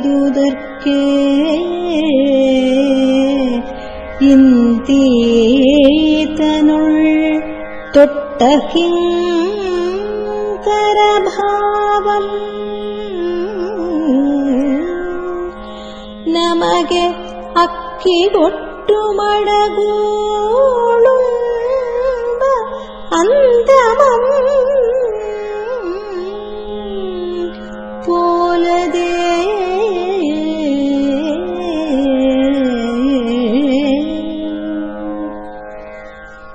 ಅದ್ಭುತವಾದ ಪ್ರಸಂಗ ಅದು. ಮುಂದೆ ಮಾತಿಗೆ ಮಾತು ಬೆಳೀತದೆ, ಯುದ್ಧ ನಿರ್ಣಯ ಆಗ್ತದೆ. ಜೈನ ಹಿನ್ನೆಲೆಗೆ ಅಲ್ಲಿ ಒಂದು ಮತ್ ಸೂಕ್ಷ್ಮ ಸಿಗ್ತದೆ, ಅಹಿಂಸೆ. ಅಂದ್ರೆ ಆದಿಪುರಾಣದ ಒಂದು ಬಹಳ ದೊಡ್ಡ ತಾತ್ವಿಕತೆ ಅಹಿಂಸೆ ಇದೆ. 100%. ಆ ಸಂದೇಶ ಕೊಡೋದೇ ಮುಖ್ಯ ಗುರಿ ಆದಿಪುರಾಣದ್ದು. ಅಹಿಂಸಾ ಪರಮೋ ಧರ್ಮ, ಇದು ಜೈನರ ಧ್ಯೇಯ ವಾಕ್ಯ. ಆ ಹಿನ್ನೆಲೆಯಲ್ಲಿ ಪಂಪ ಈ ಕಾವ್ಯವನ್ನು ಕಟ್ಟಬೇಕಾಗಿದೆ. ಭರತ ಬಾಹುಬಲಿಗಳ ಯುದ್ಧದ ಪ್ರಸಂಗವನ್ನು ಇದಕ್ಕಾಗಿ ಅವನು ಬಳಸ್ಕೋಬೇಕಾಗಿದೆ. ಯುದ್ಧಂ ಅತಿಕ್ರೂರ ಗ್ರಹ ಯುದ್ಧದಂತೆ ಪಂಪ ಹೇಳ್ತಾನೆ. ನಿರಪರಾಧಿ ಸೈನಿಕರು ಸಾಯಬೇಕಲ್ಲ, ಆ ಕಾರಣಕ್ಕೆ ಅಲ್ಲಿ ಪಂಪ ಮಂತ್ರಿಗಳ ಬಾಯಲ್ಲಿ ಹೇಳಿಸ್ತಾನೆ, ಯುದ್ಧಂ ಅತಿಕ್ರೂರ ಗ್ರಹ ಯುದ್ಧದಂತೆ. 2 ಗ್ರಹಗಳು ಒಂದಕ್ಕೊಂದು ಕಾದಾಡಿದ್ರೆ ಈ ಜಗತ್ತಿನ ಮೇಲೆ ಏನು ಅನಾಹುತ ಆಗಬೇಡ. ಹೌದು. ಆಮೇಲೆ ಇದು ಯುದ್ಧ ಅನ್ನುವಂಥದ್ದು ಪ್ರಜಾ ವಿನಾಶಕಾರಿ. ನೋಡ್ರಿ, ಬಹಳ ಸೊಗಸಾದ ಶಬ್ದದಲ್ಲಿ ಪಂಪ ಹೇಳ್ತಾನೆ ಅಲ್ಲಿ. ಅದೇ ಶಬ್ದ ಬಳಸಿದ್ದಾನೆ. ಹೌದು, ಪ್ರಜಾ ವಿನಾಶಕಾರಿ ಅಲ್ಲದೆ ಪೆರತಲ್ತು. ನೋಡಿ, ನೀವು ಏನ್ ಸಾಧಿಸ್ತೀರಿ ಯುದ್ಧ ಮಾಡೋದ್ರಿಂದ? ಈ ಕಡೆ ಒಂದಿಷ್ಟು ಜನ ಸಾಯ್ತಾರೆ, ಈ ಕಡೆ ಒಂದಿಷ್ಟು ಜನ ಸಾಯ್ತಾರೆ. ನಿಮ್ಗೆ ಆಶ್ಚರ್ಯ ಆಗಬಹುದು. ಪಂಪ ಭಾರತ ಅಪ್ಪಟ ಕ್ಷಾತ್ರ ಯುಗದ ಕಾವ್ಯ. ವೀರ ರಸ ಅಲ್ಲಿ ಉಕ್ಕಿ ಹರಿತದೆ. ಅಂಥದರಲ್ಲೂ ಸಹಿತ ಸೂಚ್ಯವಾಗಿ ಸೂಕ್ತವಾದ ಸಂದರ್ಭಗಳಲ್ಲಿ ಪಂಪ ಏನ್ ಮಾಡ್ತಾನೆ ಅಂದ್ರೆ ಯುದ್ಧದ ದುಷ್ಪರಿಣಾಮಗಳ ಬಗ್ಗೆ ತಿಳಿಸಿಕೊಡ್ತಾನೆ. ಪಂಪ ಭಾರತದಲ್ಲಿ ಕೂಡ ಹೌದು, ಯುದ್ಧದ ದುಷ್ಪರಿಣಾಮಗಳ ಬಗ್ಗೆ, ಯುದ್ಧದ ನಂತರದ ಭೀಕರ ದೃಶ್ಯಗಳು, ಅದನ್ನು ಓದಿ ತಿಳ್ಕೊಳ್ಬೇಕು. ಅಂದ್ರೆ ಎಷ್ಟು ಭೀಕರವಾದ ನೋಟ, ಯುದ್ಧೋನ್ಮಾದ ಇರ್ತದೆ. ಹೌದು, ಯುದ್ಧದ ನಂತರದ ಪರಿಣಾಮ ಅದನ್ನ ನೋಡ್ಬೇಕಲ್ಲ. ಅದಕ್ಕೆ ಒತ್ತು ಕೊಟ್ಟು ಪಂಪ ಒಂದು 2-3 ಪದ್ಯಗಳನ್ನು ಕಟ್ಟಿಕೊಡ್ತಾನೆ ಅಲ್ಲಿ. ಆ ಕಾರಣಕ್ಕಾಗಿ ಆದಿಪುರಾಣದಲ್ಲಿ ಹೇಳಿಸ್ತಾ ಇದ್ದಾನೆ, ಯುದ್ಧ ಬೇಡ. ನಿಮ್ಗೆಲ್ಲ ಗೊತ್ತಿದೆ, 3 ರೀತಿಯ ಯುದ್ಧಗಳನ್ನು ತೀರ್ಮಾನ ಮಾಡ್ತಾರೆ. ಒಂದು ದೃಷ್ಟಿ ಯುದ್ಧ, ಒಂದು ಜಲಯುದ್ಧ, ಒಂದು ಮಲ್ಲ ಯುದ್ಧ ಅಂದ್ರೆ ಕುಸ್ತಿ. ದೃಷ್ಟಿ ಯುದ್ಧ ನಡೀತದೆ, ಸ್ವಾಭಾವಿಕವಾಗಿ ಬಾಹುಬಲಿ ಗೆದ್ದು ಬಿಡ್ತಾನೆ, ಭರತ ಸೋಲ್ತಾನೆ. ಆಮೇಲೆ ಜಲಯುದ್ಧ ನೀರಿನಲ್ಲಿ ಸೆಣಸಾಡುವುದು, ಅದರಲ್ಲೂ ಬಾಹುಬಲಿ ಗೆಲ್ತಾನೆ. ಕೊನೆಗೆ ಮಲ್ಲ ಯುದ್ಧ, ಅಲ್ಲಿ ಒಂದು ಬಹಳ ಸೊಗಸಾದ ಪ್ರಸಂಗ ಬರ್ತದೆ. ಪಂಪ ಹೇಳ್ತಾನೆ, ಮಲ್ಲ ಯುದ್ಧದಲ್ಲಿ ಬಾಹುಬಲಿ ಕೈ ಮೇಲಾಯ್ತಂತೆ, ಸಿಟ್ಟಿನ ಭರದಲ್ಲಿ ಭರತನನ್ನ ಹೀಗೆ ಎತ್ತಿ ಹಿಡಿದು ಭೂಮಿಗೆ ಬಿಸಾಡಬೇಕು ಅಂತನ್ನೋ ಹೊತ್ತಿಗೆ ಅವನ ಒಳಗೆ ಜ್ಞಾನೋದಯ ಆಯ್ತಂತೆ, ನಾನು ಎಂಥ ತಪ್ಪು ಮಾಡ್ತಾ ಇದ್ದೇನೆ, ಈ ಸಿಟ್ಟಿನ ಭರದಲ್ಲಿ ಭೂಮಿಗೆ ಬಿಸಾಡಿದನಾದರೆ ನನ್ನ ಇಡೀ ಕುಲದ ಕೀರ್ತಿಗೆ ನಾನು ಮಣ್ಣು ಪಾಲು ಮಾಡಿದಂತೆ, ಕುಲಕ್ಕೆ ಕಲಂಕ ತಂದಂತೆ ಅಂತ ಹೇಳಿ ಜ್ಞಾನೋದಯ ಆಗಿ ಬಾಹುಬಲಿ ಏನ್ ಮಾಡ್ತಾನೆ, ಮೆಲ್ಲಗೆ ಭರತನನ್ನ ಭೂಮಿಗೆ ಇಳಿಸ್ತಾನೆ. ಅದು ಹೇಗೆ ದೇವರಿಗೆ ಪೂಜೆ ಮಾಡುವ ಸಂದರ್ಭದಲ್ಲಿ ದೇವರ ಪಾದಗಳಿಗೆ ಹೂವುಗಳನ್ನು ಅರ್ಪಿಸ್ತೇವಲ್ಲ, ಆ ರೀತಿ ಬಾಹುಬಲಿ ಎತ್ತಿ ಹಿಡಿದಂತ ಭರತನನ್ನ ಭೂಮಿಯ ತಲಕ್ಕೆ ಇಳಿಸಿದ್ನಂತೆ. ಅಲ್ಲಿಗೆ ಇಬ್ಬರಿಗೂ ಮನಸ್ಸು ಪರಿವರ್ತನೆ. ಜೈನರಲ್ಲಿ ಈ ಮನಃ ಪರಿವರ್ತನೆ ಮತ್ತು ಪ್ರಾಯಶ್ಚಿತ್ತಕ್ಕೆ ಬಹಳ ದೊಡ್ಡ ಸ್ಥಾನ ಇದೆ. ಇನ್ನೊಬ್ರು ಶಿಕ್ಷೆ ಕೊಡೋದು ಬೇಕಾಗಿಲ್ಲ ನಮಗೆ, ನಮ್ಮ ತಪ್ಪುಗಳನ್ನು ನಾವೇ ಅರ್ಥ ಮಾಡಿಕೊಂಡು ನಾವೇ ತಿದ್ದುಕೊಳ್ಬೇಕು ಅನ್ನುವಂಥ ಮನೋಭಾವ ಇಲ್ಲಿ ವ್ಯಕ್ತವಾಗಿದೆ. ಇಬ್ಬರು ಪರಸ್ಪರಲ್ಲಿ ಕ್ಷಮಾಯಾಚನೆ ಮಾಡ್ಕೋತಾರೆ. ಅಲ್ಲಿ ಕೊನೆಗೆ ಒಂದು ಪ್ರಸಂಗ ಬರ್ತದೆ, ಬಾಹುಬಲಿ ಎಲ್ಲ ವೈರಾಗ್ಯ ಭಾವಕ್ಕೆ ಬಂದು ತಪಸ್ಸಿಗೆ ಹೊರಡ್ತಾನೆ. ಭರತ ತಡಿತಾನೆ, ತಮ್ಮ ದುಡುಕಬೇಡ, ನಂದು ತಪ್ಪಾಗಿದೆ, ಹಾಗಂತ ಹೇಳಿ ನೀನು ತಪಸ್ಸಿಗೆ ಹೋಗಬೇಡ ಅಂತ ಹೇಳಿ ತಡಿತಾನೆ. ಆದ್ರೆ ಬಾಹುಬಲಿ ತಡೆಯೋದಿಲ್ಲ, ತಪಸ್ಸಿಗೆ ನಿಲ್ತಾನೆ, ಉಗ್ರ ತಪಸ್ ಮಾಡ್ತಾನೆ. ಶ್ರವಣ ಬೆಳಗೊಳದ ಅದ್ಭುತವಾದ ಶಿಲ್ಪವನ್ನು ನೋಡಿದರೆ ನಿಮಗೆ ಖಂಡಿತವಾಗಿ ನೆನಪಾಗ್ತದೆ ಬಾಹುಬಲಿಯ ತಪಸ್ಸಿನ ಚಿತ್ರ. ಬಳ್ಳಿಗಳು ಅವನ ಶರೀರವನ್ನು ಸುತ್ತಕೊಳ್ತವೆ, ಸುತ್ತು ಕಡೆ ಸರ್ಪಗಳು ಹುತ್ತ ಕಟ್ಟುತ್ತವೆ, ಅದೆಲ್ಲ ಅದ್ಭುತವಾದ ಚಿತ್ರ. ಬಟ್ ಎಷ್ಟು ಶಾಂತ ಮುಖ, ಈ ಜಗತ್ತಿನ ಸ್ಥಿತಿಗತಿಗಳನ್ನು ನೋಡಿ ಮಂದಸ್ಮಿತ, ಏನೂ ಇಲ್ಲ ಇದರಲ್ಲಿ ಅನ್ನುವಂಥ ಒಂದು ಭಾವ, ಆ ನಗು ಶ್ರವಣ ಬೆಳಗೊಳದ ಗೊಮ್ಮಟ್ಟಿನಲ್ಲಿ ಏನಿದೆಯಲ್ಲ, ಅದಕ್ಕೆ ಮೂಲ ಪ್ರೇರಣೆ ಪಂಪನ ಕಾವ್ಯ. ಒಂದು ಮಾತು ಹೇಳಿ ಆ ಪ್ರಸಂಗಕ್ಕೆ ವಿರಾಮ ಹೇಳ್ಬಿಡ್ತೀನಿ ನಾನು. ಬಾಹುಬಲಿ ತಪಸ್ಸಿಗೆ ನಿಂತಿದ್ದಾನೆ, ಭರತ ಚಕ್ರವರ್ತಿ ಬಂದು ಅವನ ಪಾದಗಳ ಅಡಿಯಲ್ಲಿ ವೀರಮಂಡಿಯನ್ನು ಊರು ಕೂತಿದ್ದಾನೆ. ಒಂದು ಪಕ್ಕದಲ್ಲಿ ಅವನ ಕಿರೀಟ ಇದೆ, ಇನ್ನೊಂದು ಪಕ್ಕದಲ್ಲಿ ಭರತನ ಖಡ್ಗ ಇದೆ. ಬಾಹುಬಲಿಯ ಪಾದಗಳನ್ನ ಹೀಗೆ ಕೈಯಾರಿ ಮುಟ್ಟಿ ನಮಸ್ಕಾರ ಮಾಡ್ತಾ ಇದ್ದಾನೆ. ಭರತನ ಕಣ್ಣೀರು ಬಾಹುಬಲಿಯ ಪಾದಗಳನ್ನ ತೊಳಿತಾ ಇದೆ. ಇನ್ನೊಂದು ಕಡೆ ಪ್ರಾಯಶ್ಚಿತ್ತಕ್ಕೆ ಗುರಿಯಾದಂತ ಬಾಹುಬಲಿಯ ಕಣ್ಣೀರು ಭರತನ ತಲೆಯ ಮೇಲೆ ಸುರಿತಾ ಇದೆ. ಈ ಕಲ್ಪನೆಯನ್ನ ಮೂಡಿಸಿಕೊಂಡು ಪಂಪ ಏನ್ ಹೇಳ್ತಾನೆ ಅಂದ್ರೆ, ನಿಜವಾದ ಅರ್ಥದಲ್ಲಿ ಭರತನಿಗೆ ಇವತ್ತು ಚಕ್ರವರ್ತಿ ಪಟ್ಟ ಕಟ್ಟಲಾಯಿತು. ಇಂಥ ಅದ್ಭುತ ಪ್ರಸಂಗಗಳು ಕಾವ್ಯಗಳಲ್ಲಿ ಬರ್ತವೆ. ನಮ್ಮ ಬಹಳ ಜನರಿಗೆ ಹಳಗನ್ನಡ ಅಂದ್ರೆ ಅಷ್ಟಕ್ಕಷ್ಟೇ ಅನ್ನೋ ಸ್ಥಿತಿ ಬಂದಿದೆ. ಆದ್ರೆ ನೋಡ್ರಿ, ನಿಮ್ಮ ಮಾತು ಕೇಳ್ತಾ ಇದ್ರೆ ಎಷ್ಟೆಲ್ಲ ಒಬ್ಬ ಕವಿ ಬಗ್ಗೆ ನೀವು ಒಂದು ದಿನಗಟ್ಲೆ ಸಂಪತ್ತಿದೆ ಅದರಲ್ಲಿ. ನಮ್ಮ ಕವಿರಾಜ ಮಾರ್ಕಾರ ಹೇಳಿದ್ದು ಸುಳ್ಳಲ್ಲ. ಕಾವೇರಿಯಿಂದಂ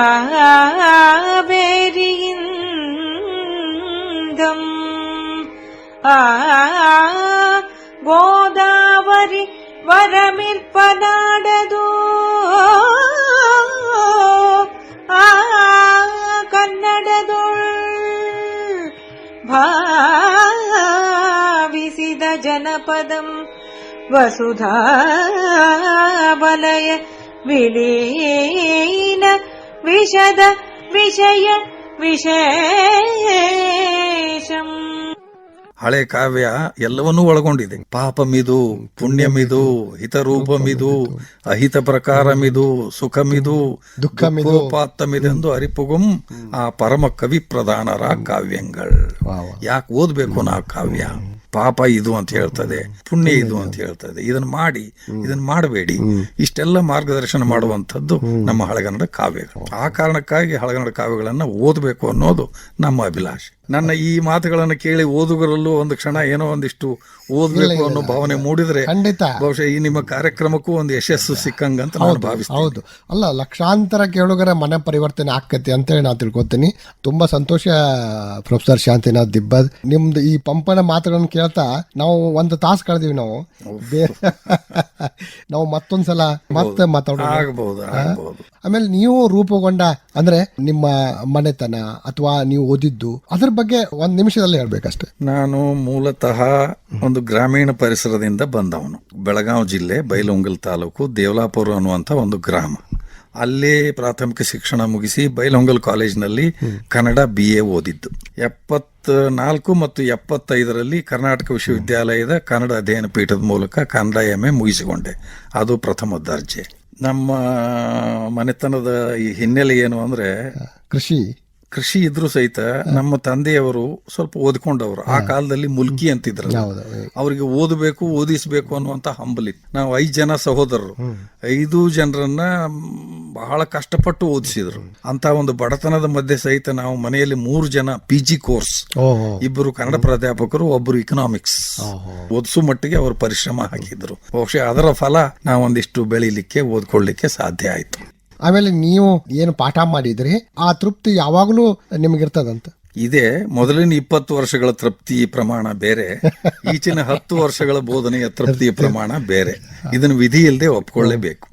ಮತ್ತೆ ಯಾವಾಗಲೂ ಕೂಡ ಒಂದು ಒಳ್ಳೆಯ ಒಂದು ಮನಸ್ಥಿತಿಯನ್ನ, ಕ್ರಿಯಾಶೀಲತೆಯನ್ನ ಕಾಪಾಡ್ಕೊಂಡಿದ್ದೀರಿ. ಅದು ಹೆಂಗೆ ನಾವು ನಮ್ಮ ಕ್ರಿಯಾಶೀಲತೆಯನ್ನ ಕಾಪಾಡ್ಕೊಳ್ಬೇಕು ಅಂದ್ರೆ 60 ವರ್ಷ 70 ವರ್ಷ 80 ವರ್ಷ ಆದ್ರೂ ನಾವು ಹೆಂಗಿರ್ಬೇಕು ಅನ್ನೋದ್ರ ಕುರಿತು ಒಂದು ಮಾತು. ಅದು ನಮ್ಮ ಒಳಗಿನ ಭಾವನೆಗಳಿಂದ ಬರುವಂಥದ್ದು.